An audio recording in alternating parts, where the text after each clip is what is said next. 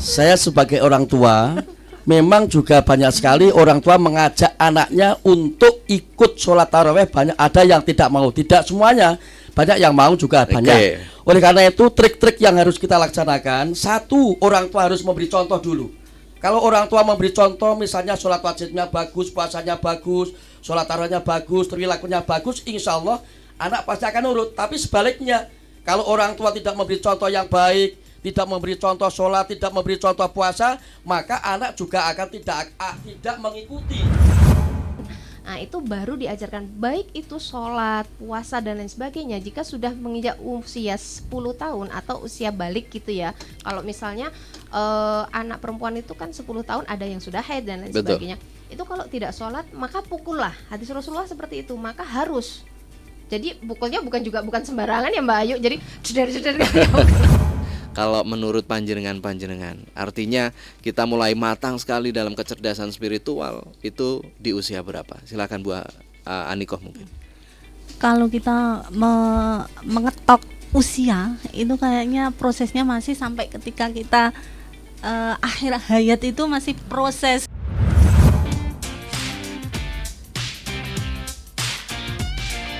Irama Live Talk.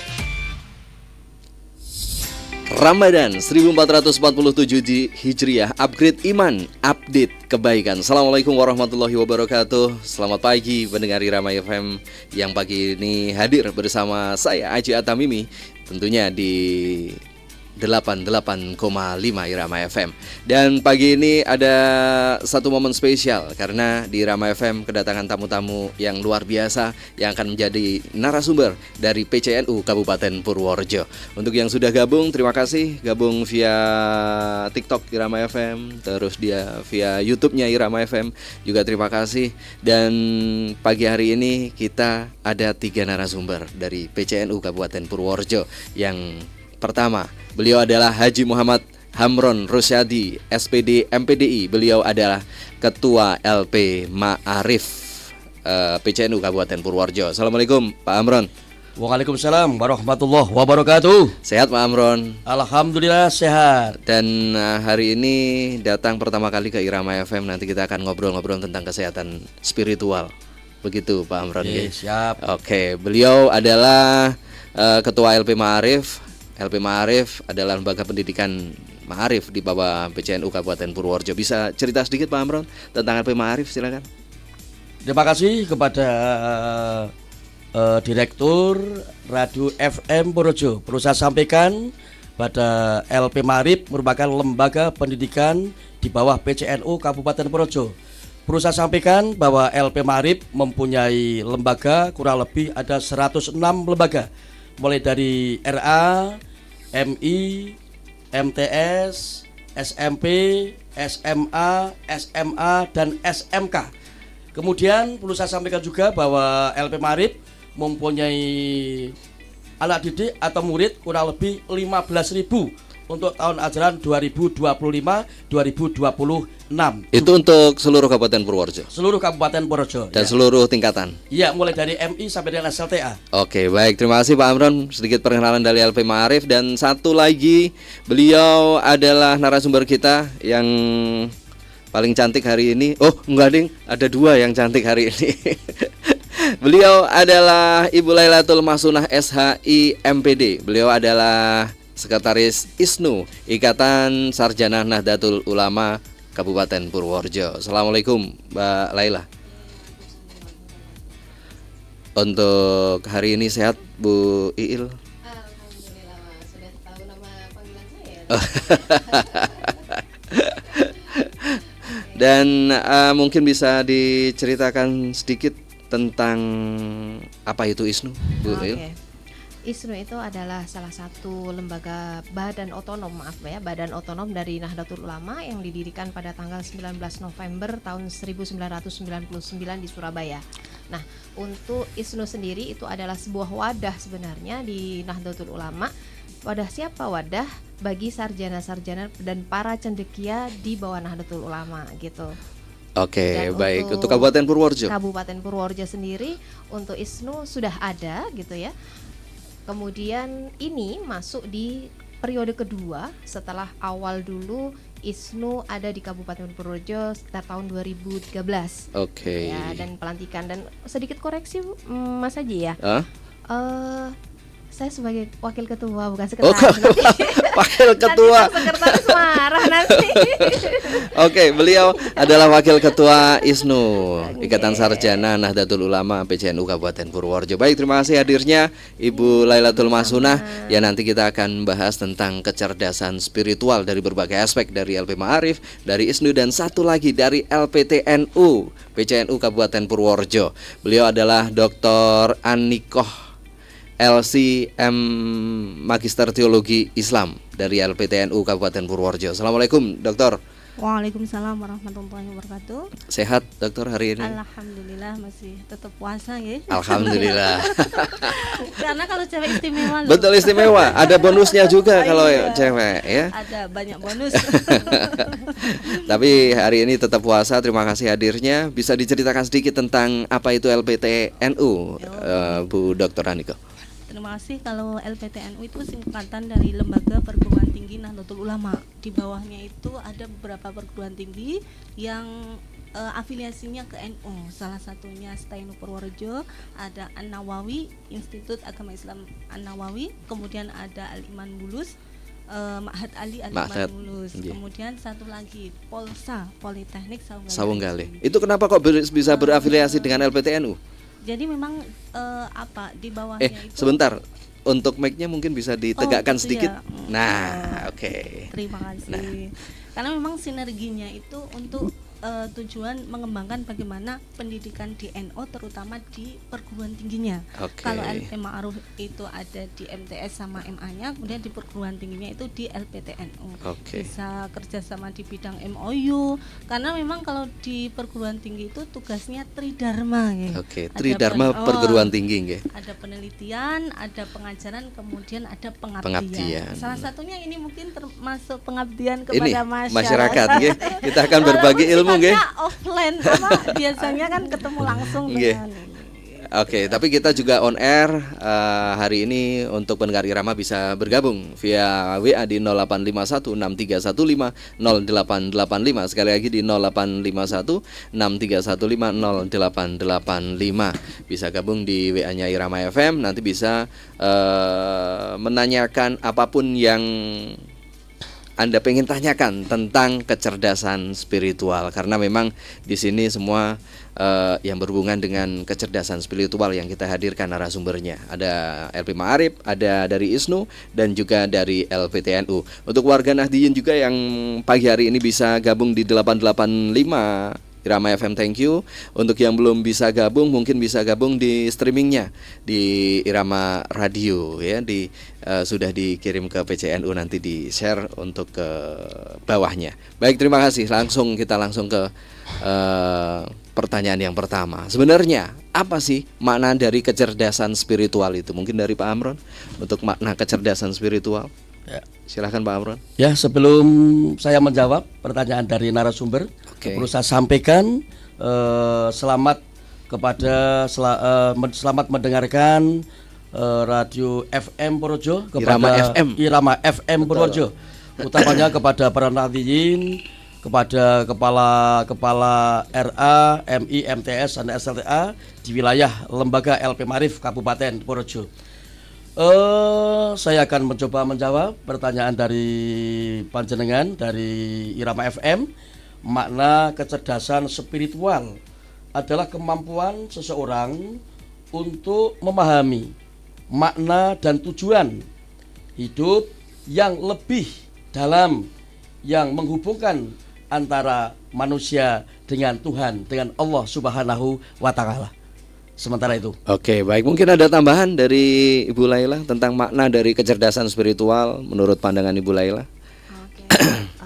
Kecerdasan spiritual itu yaitu kemampuan seseorang untuk memaknai akan tujuan hidupnya, kemudian dia bisa mengeksplor nilai-nilai luhur dalam hidup yang berlandaskan pada dirinya sendiri, pemahaman terhadap dirinya, pemahaman terhadap Tuhannya, dan pemahaman terhadap nilai-nilai agama yang ada pada dirinya. Terima kasih. Oke, mungkin dari bisa menggarisbawahi atau bisa menjelaskan lebih jelas lagi untuk Dr. Aniko untuk kecerdasan spiritual. Kalau kecerdasan spiritual itu memang endingnya ya, kita membutuhkan ada kecerdasan IQ intelektual, kemudian ada kecerdasan emosional. Dalam prakteknya orang hidup itu butuh kebahagiaan. Intinya kalau spiritualnya masuk, keseimbangan antara jasmani dan rohani masuk, itu orang itu akan bahagia. Jadi hatinya tenang. Kemudian kalau dalam Islam itu ada yang namanya tazkiyatun nafas. Baik. Larinya ke sana nanti. Terima kasih untuk yang sudah gabung di TikToknya Irama FM, juga terima kasih yang sudah di YouTube-nya Irama FM, juga terima kasih. Untuk yang kedua, poin penting dalam penguatan kecerdasan spiritual mungkin bisa dijelaskan dari Dr. Aniko mungkin. Poin pentingnya berkaitan dengan tadi sudah saya sampaikan, ada yang namanya tazkiyatun nafas. Itu kita mengulik dari Imam Al-Ghazali. Itu ada proses atau metodenya ada 3. Yang pertama tahalli, tajalli, dan tahalli. Ada proses dan tahapan itu. Yang pertama itu mengosongkan, atau ada lain yang mengatakan tatahur, tahakkuk, dan tahalluk.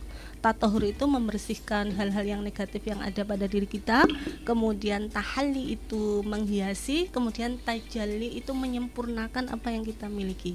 Jadi antara keseimbangan yang kita peroleh itu harus sesuai dengan apa yang ada dalam diri kita sendiri. Kalau bahasa anak sekarang itu ada yang namanya self healing. Self healingnya kemana gitu. Kalau kita kan ada yang self healingnya tidur, sehari tidur itu juga ada. Apalagi momen puasa itu tidur itu masya Allah itu nikmatnya. Pahala juga. Iya. Dan kalau kita tadi disampaikan oleh Dr. Aniko itu ada self healing, itu mungkin juga me time itu juga termasuk. Iya masuk. Oke. Karena privilege sekarang itu karena kita berdampingan dengan HP atau itu, merenung itu jadi hal yang luar biasa. Betul. Jarang sekali kita merenung, itu juga my time itu salah satunya. Karena kemana-kemana itu yang pakai HP itu sedikit-sedikit scroll itu nanti dampaknya ke Gen Z itu. Oke, kalau kita tadi ada di spill satu tokoh yang dalam kecerdasan spiritual, mungkin tokoh yang lain yang boleh kita anut dalam kecerdasan spiritual itu siapa saja tokoh-tokoh utamanya, mungkin Pak Hamron, silakan Pak Hamron. Perlu saya sampaikan bahwa tokoh-tokoh antara lain ada Imam Al-Ghazali yang sering dirujuk sebagai tokoh klasik Islam, yang mana tokoh pada tersebut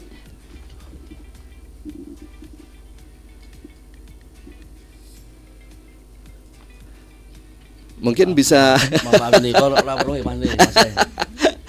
mungkin sudah dulu dilakukan tahu siapa dulu.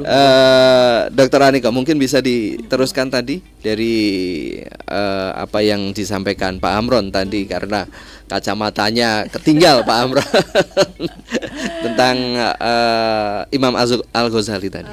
Terima kasih karena banyak tokoh ya. Terakhir itu ada buku yang sangat luar biasa, Filosofi Teras namanya, yang mengarang itu Henry Manampiring. Itu cetakannya udah beberapa kali. Di dalamnya itu ada yang namanya filosofi stoikisme. Di dalamnya itu memuat ada perbedaan hal-hal, ada 2 perbedaan yang inti. Yang pertama itu hal-hal yang bisa kita kendalikan dan hal-hal yang di luar kendali. Jadi kalau kita kaitannya spiritual, kita hanya butuh membahas atau hanya butuh ngurusi yang bisa kita kendalikan. Apa itu? Hanya pikiran kita. Bahkan kita badan kita sehat sakit itu kita nggak bisa mengendalikan. Makanya ketika antara pikiran dan hati itu sudah klik atau sudah sinkron, itu nanti akan yang namanya self healing tadi. Kalau dalam bahasa Al-Qur'annya tadi tazkiyatun nafas. Makanya nanti kalau dalam Al-Qur'an ada surat Asy-Syams itu qad aflaha man zakkaha wa qad khaba man dassaha. Sungguh beruntung orang yang hatinya bersih. prosesnya ketika orang membersihkan hati itu beda-beda. Ada yang cukup dibersihkan sekali karena memang kotorannya sangat sedikit. Ada orang yang perlu bersihkan berkali-kali karena kotorannya sangat banyak. Makanya tadi kembali ke Imam Al-Ghazali, ada 3 metode: tatohur, tahakuk, dan tahaluk. Tatohur itu membersihkan, dibersihkan yang sifatnya negatif. Kemudian tahakuk itu menghiasi. Kemudian tahaluk itu sampai kita mempraktekkan dalam kehidupan sehari-hari. Salah satu momennya adalah di bulan puasa. Puasa ini. Kita kan di bulan puasa termasuk kepompong ya.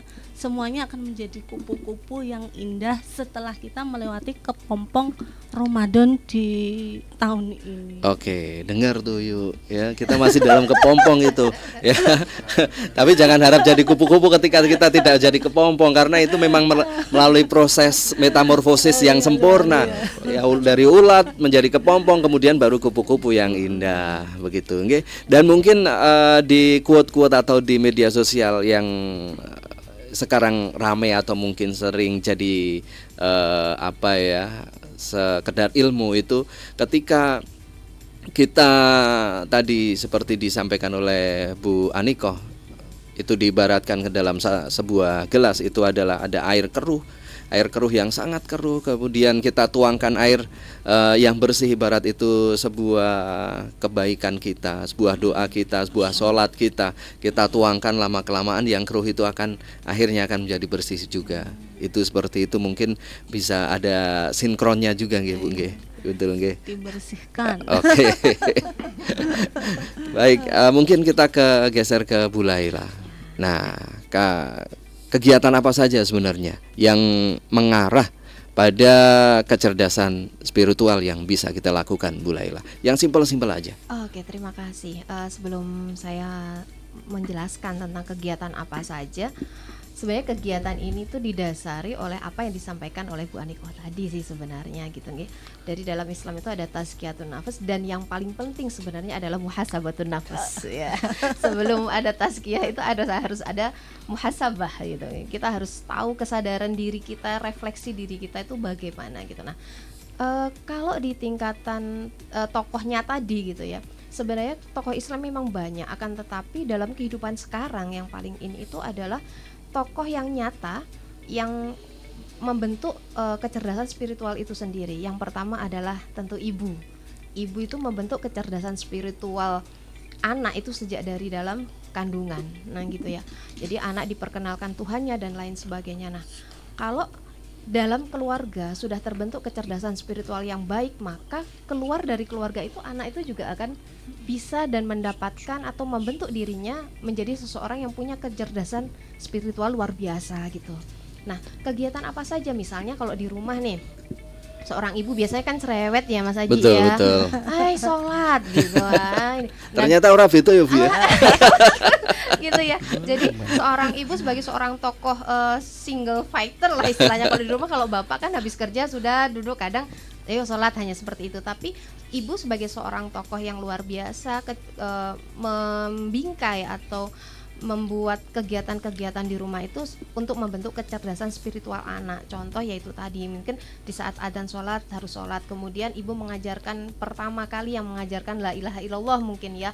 Jadi di dalam keseharian ibu juga yang mengajarkan doa-doa terhadap anaknya dan lain sebagainya, itu kalau di dalam keluarga.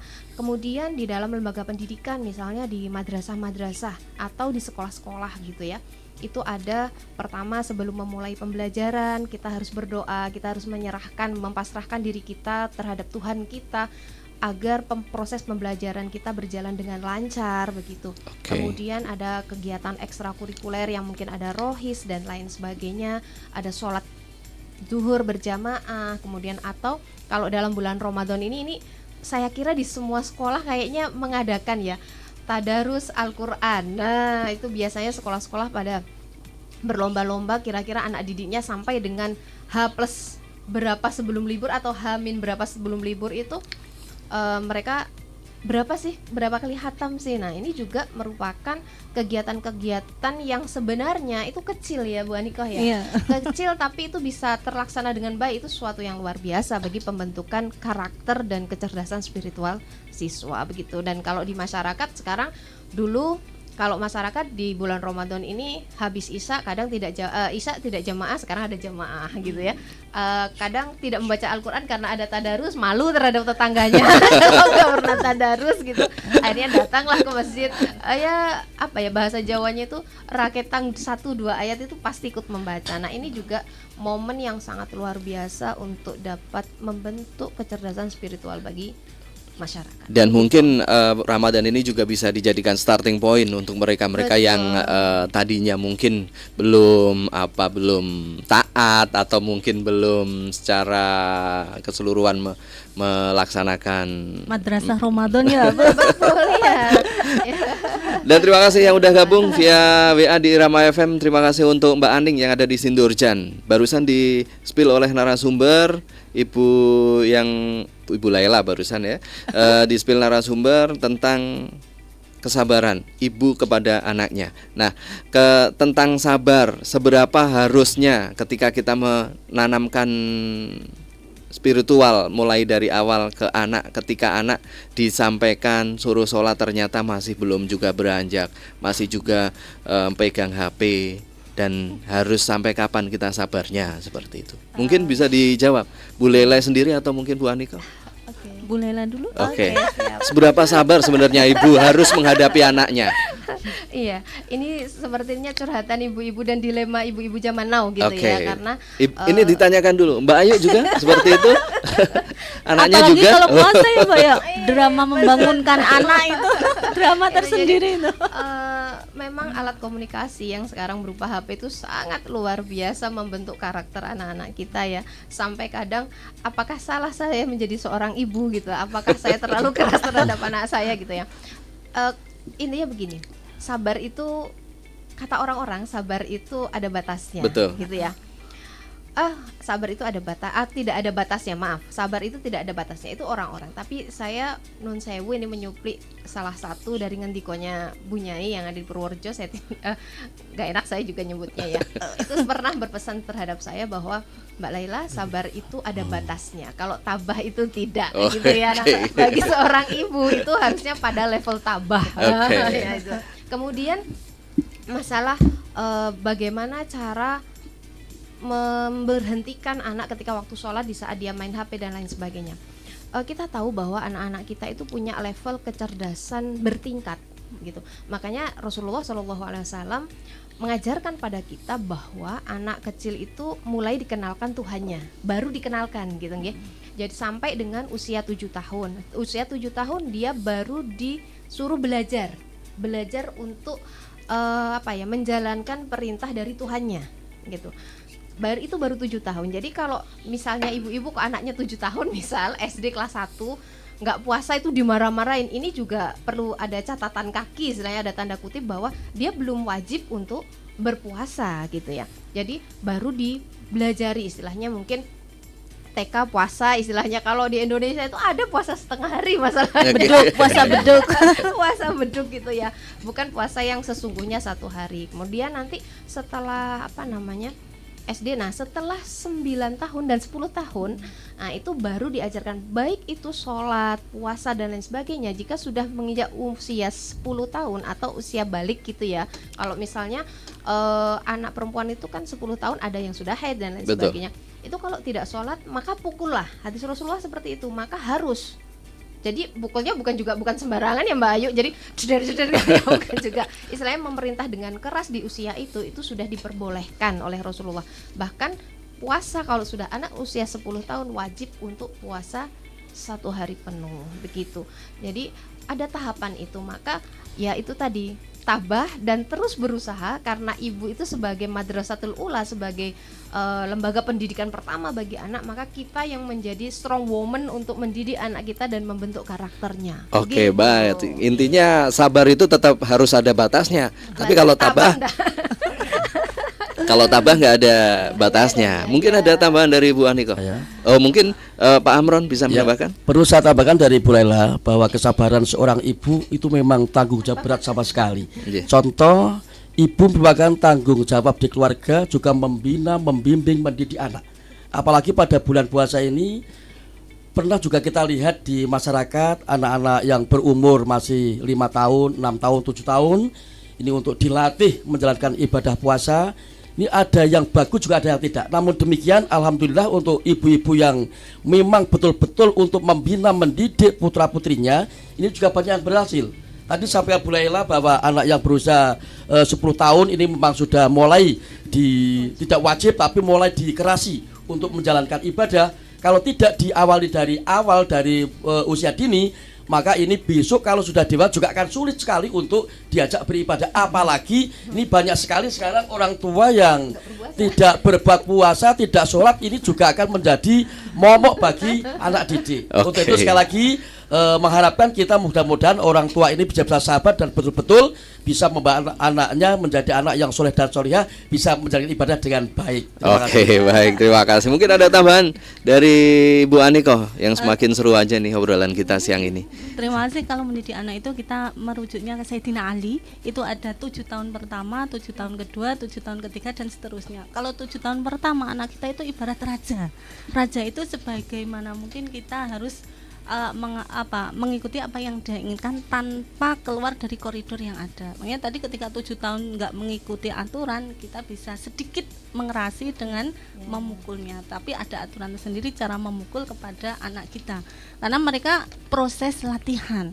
Kemudian 7 tahun kedua, anggaplah anak itu seperti temannya. Kalau teman, ketika kita ada yang namanya komunikasi, kadang komunikasi anak ke ibu atau ibu ke anaknya atau ayah ke anaknya itu juga perlu dibangun. Kemudian 7 tahun ketiga, anggaplah anak itu seperti tawanan. Ya, kalau Sayyidina Ali itu mendidik anak itu sangat keras sekali.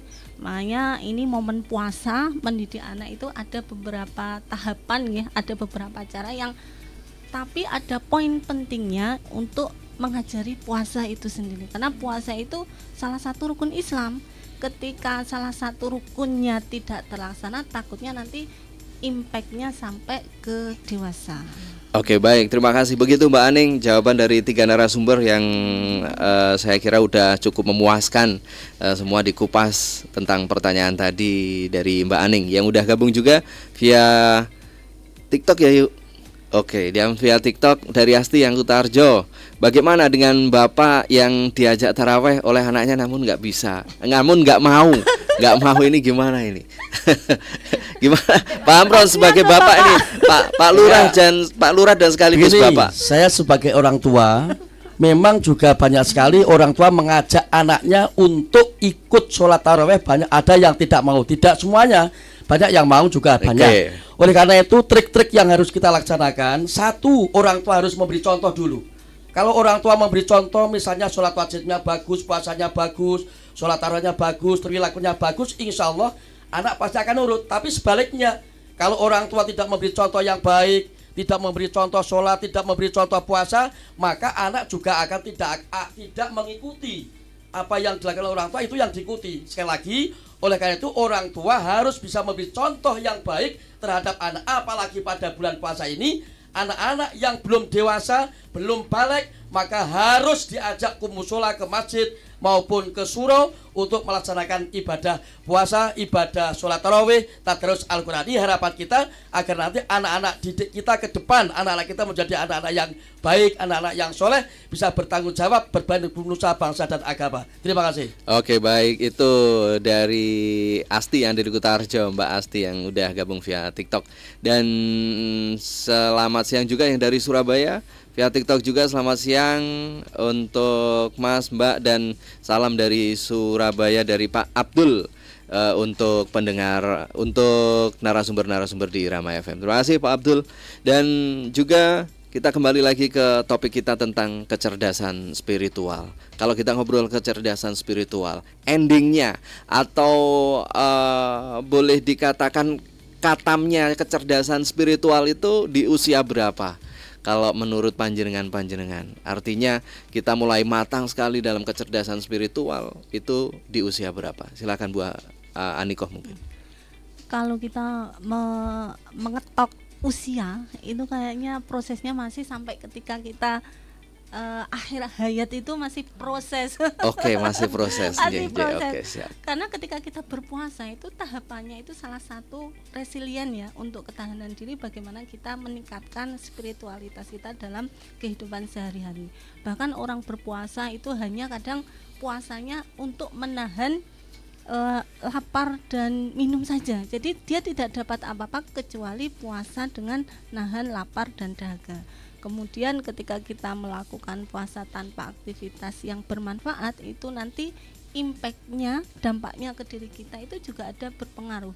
Puasa dengan hanya di rumah saja tanpa berkegiatan itu nanti berbeda kupu-kupunya ketika kita melakukan aktivitas dengan hal-hal yang sifatnya positif. Itu lebih ke resilient. Oke. Baik ya, kalau kita bilang tentang umur, dipatok umur itu nggak bisa, betul ya, nggak bisa ya, sepakat ya, nggak bisa. Nggak bisa, sulit itu. Karena sampai akhir hayat pun kita harus tetap dalam proses untuk menuju ke kecerdasan spiritual. Dan mungkin satu quote yang diwirawiri di media sosial ketika bulan Ramadan itu sebenarnya 1% itu adalah puasa dan 99% itu adalah amal ibadah kita. Jadi di situ bisa kita ambil satu kesimpulan ketika ada kalimat 1% puasa dan 99% itu adalah ibadah kita. Itu adalah satu upaya juga untuk menuju ke kecerdasan spiritual yang benar-benar menjadi starting pointnya di bulan Ramadan sekarang ini. Baik, kita kembali lagi ke Bu Laila mungkin. Sebenarnya apa yang menjadi kendala Bu Laila kalau kita dalam mendidik anak atau mungkin yang baru akil balik atau mungkin yang sudah remaja, untuk mendidik tentang kecerdasan spiritual, tantangannya atau hambatannya itu sebenarnya apa Bu Laila? Ya. Oke, baik.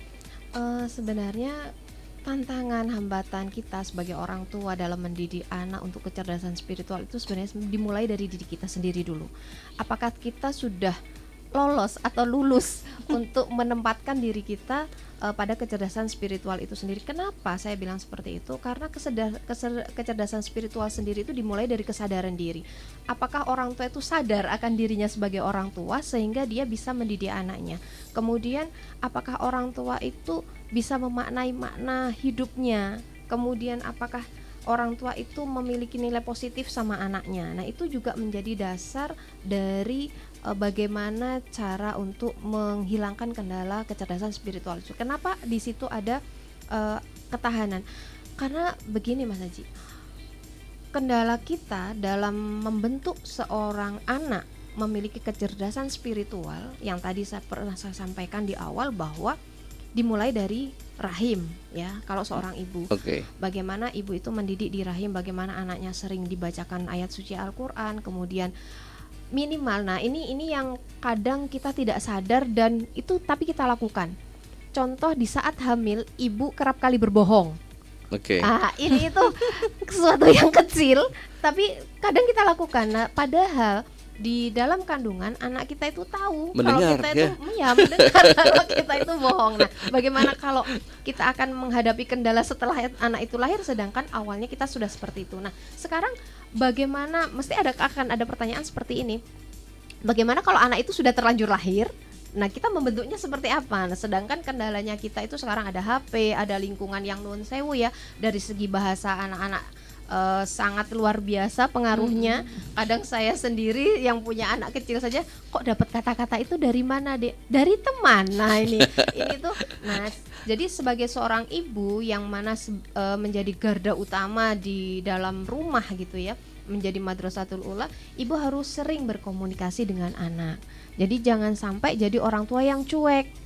Apalagi seorang ibu, aku nggak mau lah, udah kamu puasa terserah, enggak terserah, kamu tarawih terserah, enggak terserah. Itu komunikasi dengan anak. Kemudian yang kedua, komunikasi antar orang tua itu sendiri. tadi ada pertanyaan bahwa bagaimana cara mengajak bapaknya untuk ikut tarawih gitu. Nah ini sebenarnya kalau anak ngajak bapaknya tentu bapaknya marah, udah sana tarawih sendiri gitu ya. Tapi komunikasi antar suami istri, antar ayah dan ibunya, bagaimana cara mereka berkomunikasi itu juga akan diperhatikan oleh anak. Nah maka itu kita perbaiki komunikasi kita terhadap pasangan kita, kemudian kita perbaiki komunikasi kita terhadap anak kita. Nah itu bisa meminimalisir adanya atau meminimalisir menghapus kendala-kendala untuk pembentukan kecerdasan spiritual anak. Selain itu kita juga mengajarkan ajaran-ajaran yang baik. Kita juga mungkin kalau masih kecil itu kita sering dengarkan kisah-kisah teladan gitu ya, kisah-kisah Nabi. Kisah-kisah Nabi itu bisa membentuk kecerdasan spiritual bagi anak-anak gitu. Gitu Oke, Pak Haji. baik. Yang perlu digarisbawahi komunikasinya komunikasi yang sehat. Betul. Kalau komunikasi kan ada yang teriak-teriak itu. Betul ya, komunikasinya itu, dan komunikasi antar orang tua enggak boleh ini lah ya. Nah, Mungkin ada tambahan dari Pak Amron. Ya, menambah dari apa yang telah disampaikan oleh Bu Dr. Aniko dan Bu Mbak Laila. Ini memang untuk menciptakan anak yang religius, anak yang egonya beragama baik, ini memang sulit. Namun perlu disampaikan bahwa orang tua dimanapun pasti untuk mendidik anaknya menjadi ini yang baik. Contoh pada bulan Ramadan, pada bulan puasa ini paling mudah untuk mengarahkan anak, diajak untuk beribadah ke musola, ke masjid, untuk sholat tarawih. Namun demikian tadi disampaikan oleh Bu Laila bahwa orang tua kadang-kadang sudah mendidik dengan baik. Namun lingkungan ini juga sangat berpengaruh kepada anak. Contoh tadi disampaikan oleh Bu Laila, ada seorang anak nanti di luar diguroni atau diwarai suara-suara yang tidak baik. Saya juga pernah mendengar sendiri. Bahkan itu putra Mbah Kiai.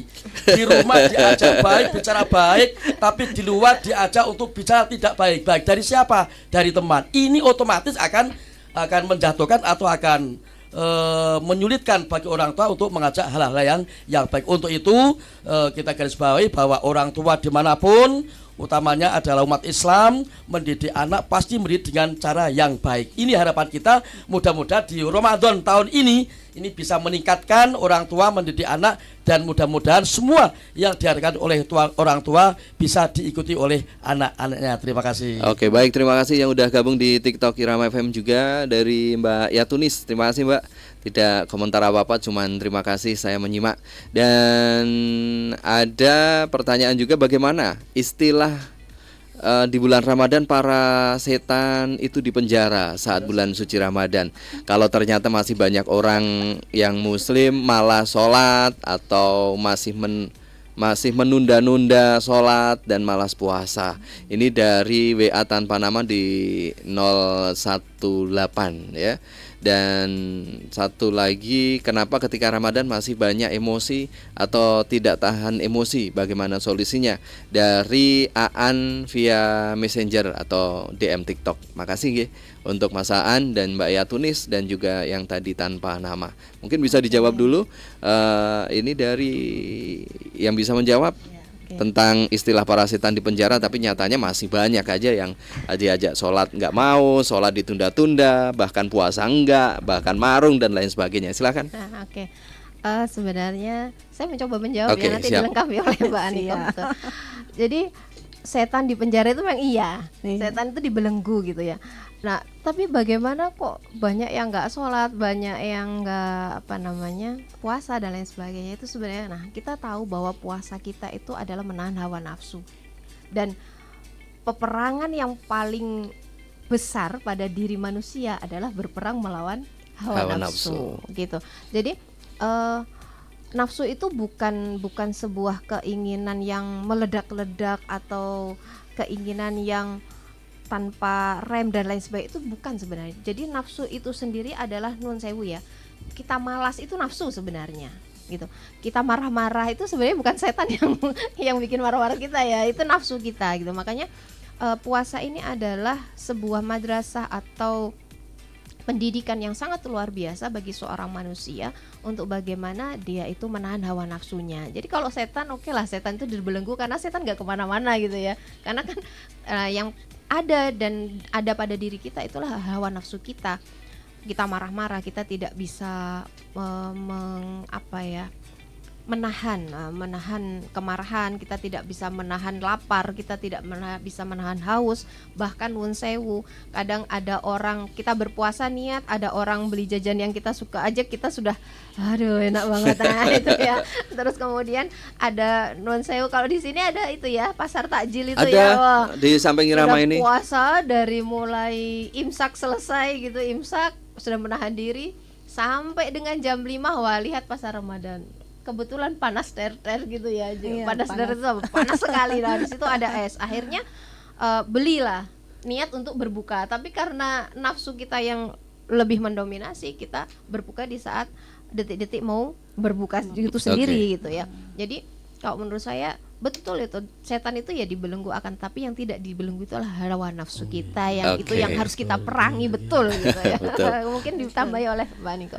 Terima kasih. Memang kalau dalam hadis Imam Bukhari Muslim itu disampaikan ketika masuk bulan Ramadan pintu surga dibuka, pintu neraka ditutup dan setan itu dibelenggu. Makna belenggu itu ada yang menyampaikan itu hanya metamorfosis atau bahasanya itu kemiripan. Jadi dibelenggu artinya ruang geraknya dipersempit. Tetap setan itu tugasnya tetap sama, menggoda manusia yang mau digoda. Kalau kita udah punya tameng itu insya Allah juga sudah menjadi pondasi kita untuk menjaga diri kita dari hal-hal yang sifatnya negatif.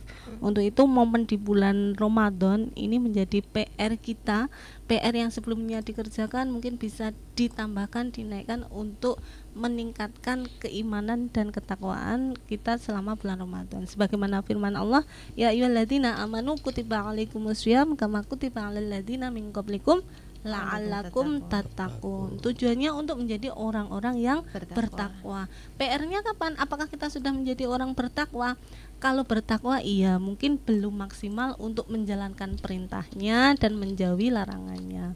Seperti kita melaksanakan hal-hal yang baik dan menjauhi hal-hal yang tidak baik. Oke, baik, dan terima kasih yang sudah gabung juga via WA. Ini dari Pak Muhen yang ada di Anawawi. Sekarang ada istilah setan gepeng, Mas dan Mbak untuk narasumber ya. Terima kasih sudah mewabah ke desa-desa anak-anak kampung sekarang untuk komunikasi, sekarang sudah menggunakan bahasa Indonesia karena pengaruh setan gepeng tersebut. Bagaimana cara membentengi anak-anak dari pengaruh tersebut? Lama-lama kalau tidak kita bentengi, bahasa Jawa akan bisa hilang 100%. Begitu mungkin bisa disampaikan.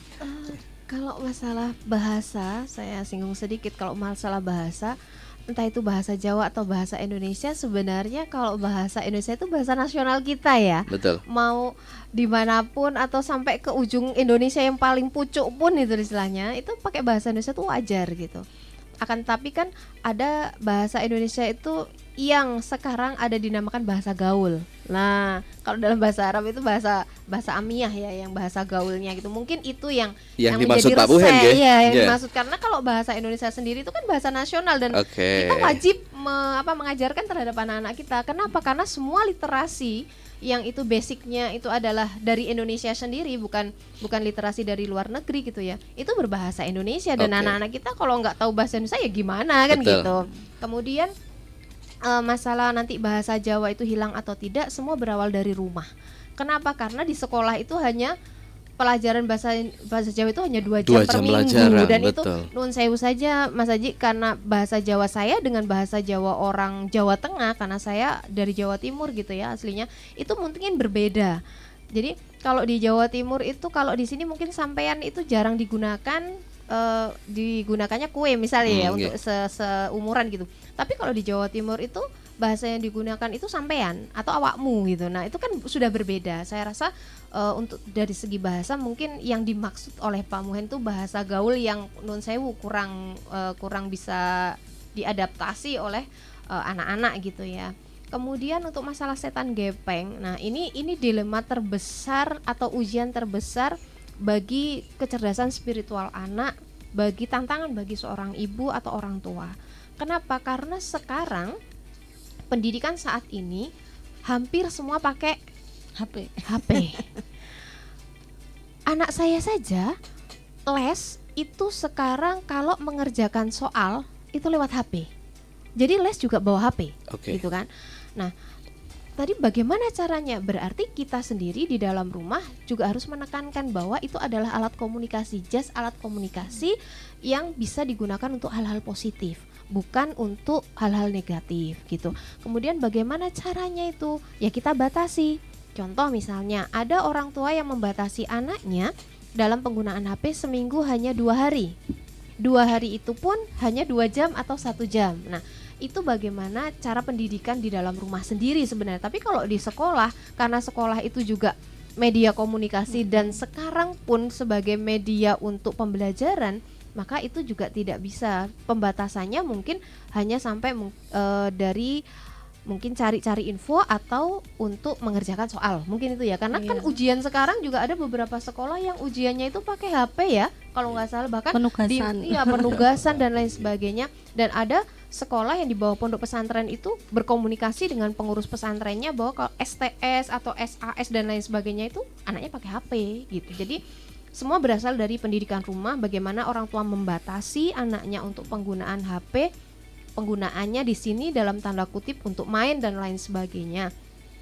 Setelah itu kalau yang lain-lain itu saya rasa aman-aman saja sih Mas Haji. Oke, baik, terima kasih dari Prima yang udah gabung di TikToknya Irama FM. Kalau ini cukup menggelitik juga sih pertanyaannya.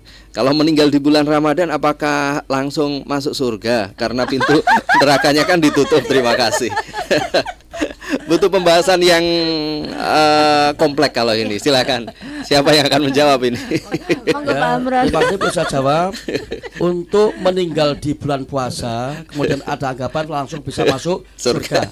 Perlu saya sampaikan ini dari pendapat ulama, dari Al-Quran maupun hadis, bahwa orang yang meninggal dunia di bulan Ramadan atau bulan puasa, tidak ada riwayat yang menyatakan Al-Quran langsung masuk ke surga. Nggak ada jaminan. Tidak ada jaminan.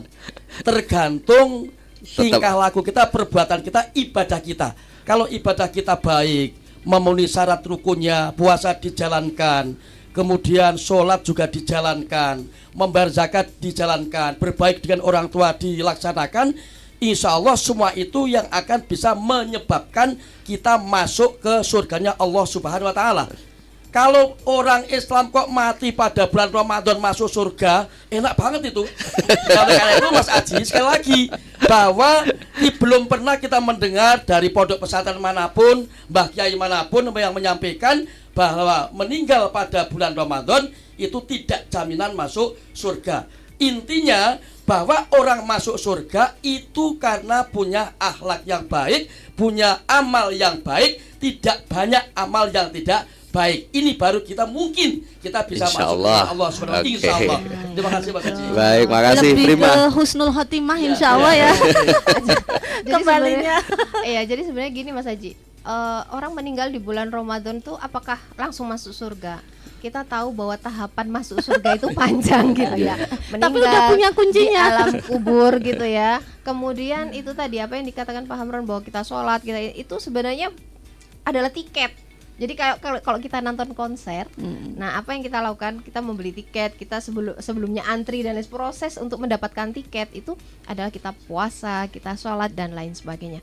Dan ini stressing penuh yang bisa saya tekankan bahwa surga itu hak prerogatif Allah. Kita tidak bisa mendikte Allah bahwa Tidak jaminan, aku sudah melakukan ini Allah, kenapa nggak masukkan surga?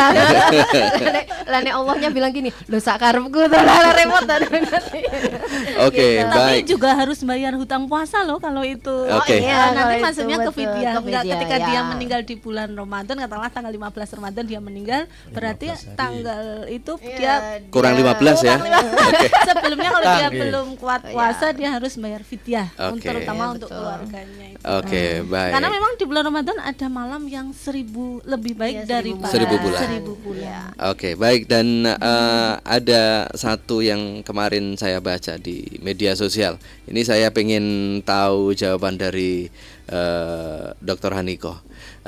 Ini sebenarnya cerita lucu sih, tapi kalau kita kaitkan dengan tema kita yaitu kecerdasan spiritual, kayaknya ada linknya, ada kliknya. Gini, ada di kampung sekarang ini kan anak-anak jelas mayoritas kita, agama kita adalah agama yang mayoritas, ya, otomatis anak-anak yang ada di kampung itu pada melaksanakan sholat raweh, terus ya jalan-jalan setelah subuhan, ritual subuhan.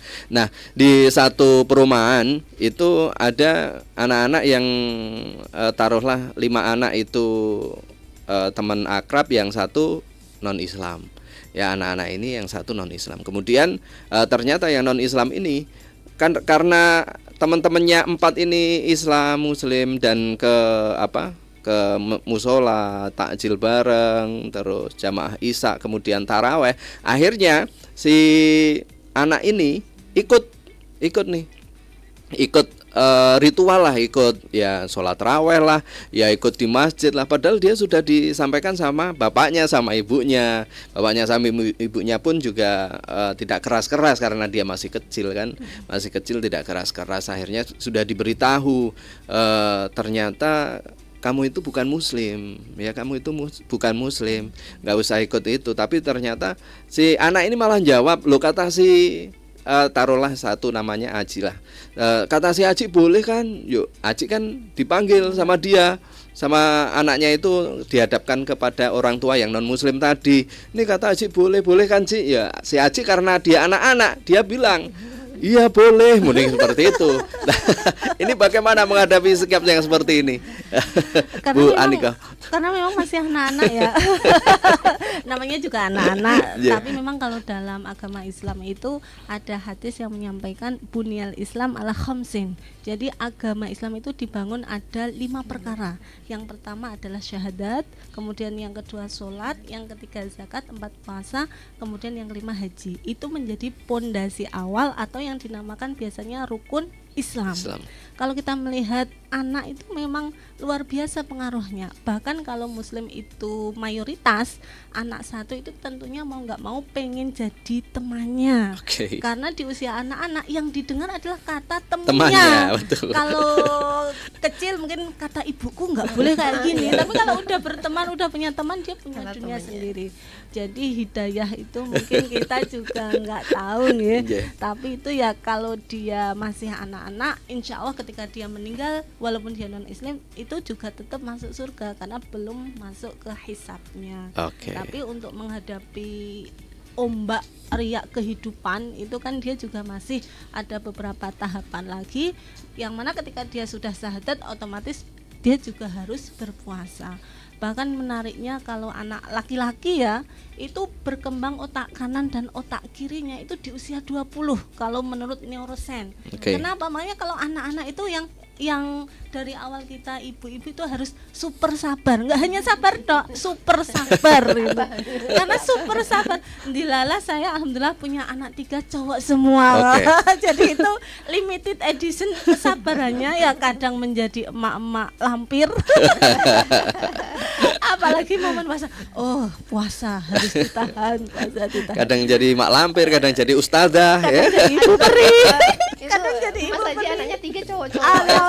Yang terakhir yang cewek. Khulafaur Rasyidin. Itu memang latihan. Kalau anak-anak memang luar biasa. Kadang kita juga belajar dari anak-anak. Karena sekolah menjadi orang tua itu nggak ada sekolahnya. Kalau sekarang alhamdulillah itu banyak buku, banyak podcast itu menjadi parenting gitu ya. Parenting. Kalau dulu parenting ala VOC. Kalau sekarang kan yang kemarin perbandingan parenting ala Nikita Willy sama parenting VOC. Kalau dulu kan parentingnya ala Fir'aun, Mbak. Didikannya itu didikan Fir'aun dan lebih dia keras itu daripada lebih VOC keras ya, daripada ya, betul. VOC. Makanya resiliennya itu PR-nya itu karena kita memang hidup di generasi modern, HP di mana-mana atau informasi teknologi luar biasa sangat cepat, itu menjadi kesiapan diri kita untuk menambah ilmu atau kesiapan diri kita untuk menerima yang serba cepat melalui teknologi itu sendiri. Oke, baik, di penghujung acara kita pagi hari ini yaitu talk show Syiar Ramadan. kerjasama antara LPPL Radio Publik Kabupaten Purworejo dengan PCNU Kabupaten Purworejo menghadirkan narasumber. Beliau yang kami hormati Bapak Haji Amron Rosyadi SPD MPDI, Ketua LP Ma'arif, dan Ibu Lailatul Mahsunah SHI MPD, Wakil Ketua ISNU Ikatan Sarjana Nahdlatul Ulama, dan ada Ibu Dr. Anikoh LC MTHI dari LPTNU Kabupaten Purworejo. Di penghujung acara mungkin masih ada, ayo yang ini yuk. Oke, baik. Terus bagaimana dengan konten dewasa, dan kita lihat bagaimana pahalanya. Ayo.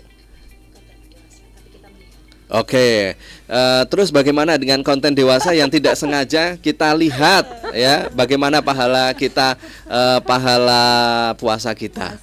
Oke. Saya ingin menjawab, ada 3 hal yang tidak bisa kita respon secara, maksudnya kita nggak bisa mengendalikan. Salah satunya adalah dewasa, pornografi, kemudian judi online.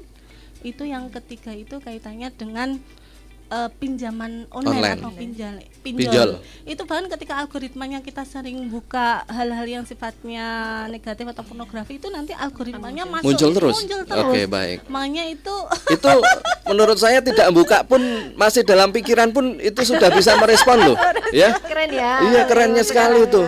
Ya, tapi itu memang benar, Bu. Ketika saya dalam pikiran di rumah saya beli ikan nih, ikan koi. Saya di pikiran itu, aku harap tuku ikan pakan koi seumpama pakan koi. Ternyata setelah saya buka media sosial saya, kok nggak sengaja saya mesti muncul itu. Padahal baru dalam pikiran. Luar biasa itu. Mungkin bisa dilanjutkan Bu Aniko. Itu memang luar biasa teknologi itu, kecepatan kita untuk menerima, tapi memang harus membentengi diri dengan hal-hal yang positif, bentuknya apapun. Kalau dalam Islam itu memang kita punya pegangan ya dari Al-Quran, hadis, ijma, qiyas, sehingga kita tahu dan bisa membedakan mana yang hak dan mana yang batil. Bahkan saya itu punya teman, orangnya pinter banget, tapi ketika dia malam belajar itu selalu melihat film atau yang berbau pornografi untuk memelekkan matanya. Itu gimana hukumnya? Itu kan kayak mulahbat atau bercampur antara hal yang positif dengan hal yang negatif. Itu nanti dampaknya ke emosional orangnya sendiri. Karena kadang itu kan otak itu bisa menerima atau kaget dengan hal-hal yang sedih banget dan hal-hal yang senang banget. Jadi bahasanya neuroscience itu ada yang namanya dopamin. Dopaminnya itu otak itu kalau yang datar-datar, makanya bangunkan anak dengan halus, ayo bangun le, bangun, enggak bangun. Tapi kalau kita teriak bangun, itu kayak orang itu langsung bangun dan langsung ini. Enggak tahu itu mungkin respon salah satu kerja otaknya juga seperti itu. Tapi yang namanya manusia itu kan kita punya hawa nafsu ya Mbak ya. Ada enggak yang baik saja nanti kita jadi malaikat. Kalau yang jelek saja nanti kita jadi setan. Oke. Baik. Mungkin cukup ya Bu. Oke, cukup di satu sesi terakhir adalah closing statement dari masing-masing narasumber pada siang hari ini, kerja bareng LPPL Radio Publik Kabupaten Purworejo dengan PCNU Kabupaten Purworejo.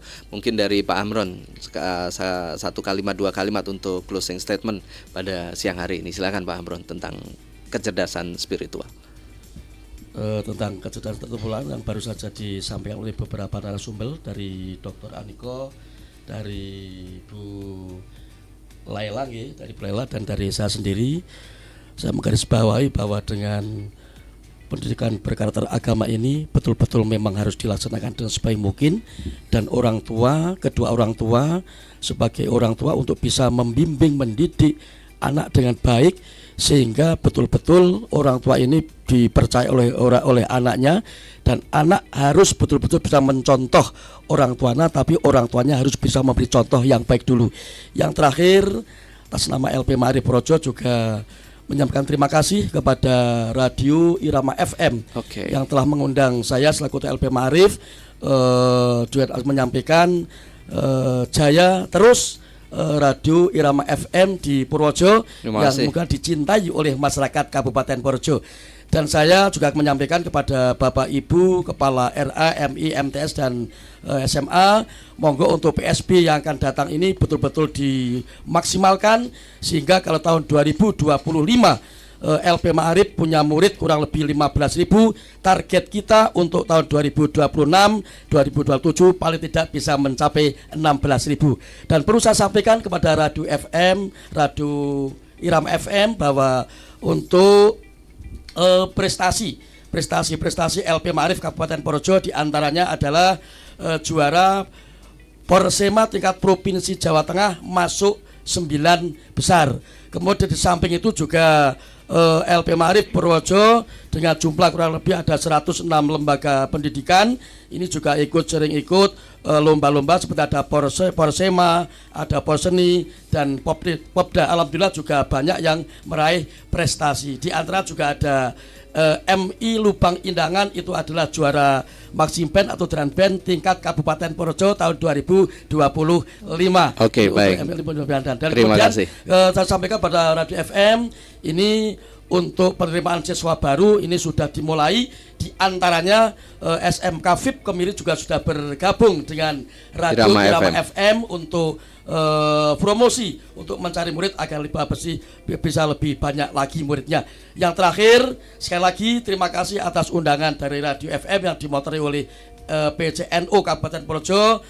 Mudah-mudahan ini banyak manfaatnya dan berguna bagi masyarakat. Sekian, Assalamualaikum warahmatullahi wabarakatuh. Waalaikumsalam warahmatullahi wabarakatuh. Silakan Bu Laila. Oke, kecerdasan spiritual tidak bisa diwujudkan dengan cara instan, akan tetapi pembelajaran seumur hidup, baik itu bagi seorang anak dan orang tua itu sendiri. Maka itu sebagai orang tua, apabila memang kita belum mampu atau merasa tidak mampu untuk membentuk dengan lebih baik kecerdasan spiritual anak, monggo bisa untuk dititipkan ke lembaga-lembaga pendidikan di bawah pondok pesantren maupun yang berasrama yang sekarang disebut boarding school.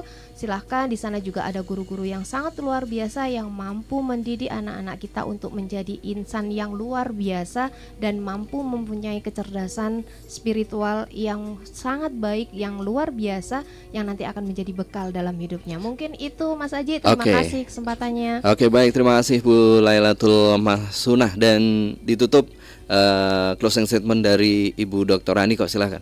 Terima kasih. Puasa, semoga kita melalui spiritual ini membentuk menjadi kepompong Ramadan yang baik sekali. Terima kasih, hanya itu. Wabillahi taufik wal hidayah. Wassalamualaikum warahmatullahi wabarakatuh. Waalaikumsalam warahmatullahi wabarakatuh. Dan di akhir acara saya mau ucapkan terima kasih sekali lagi untuk para narasumber yang sudah hadir di Irama FM. Terima kasih juga untuk PCNU Kabupaten Purworejo. Terima kasih untuk Mas Hakim yang sudah live kita. Makasih Mas Riyadi, makasih Mbak Ayu, seluruh kru yang bekerja sama dalam acara pada siang hari ini, talkshow bareng PCNU Kabupaten Purworejo. Kita akan kembali lagi ketemu di Syiar Ramadan, talkshow bareng PCNU Kabupaten Purworejo di minggu depan. Dan saya dari awal sampai akhir banyak salah, mohon maaf yang sebesar-besarnya. Saya akhiri, wallahul muwaffiq ila aqwamit thoriq. Assalamualaikum warahmatullahi wabarakatuh.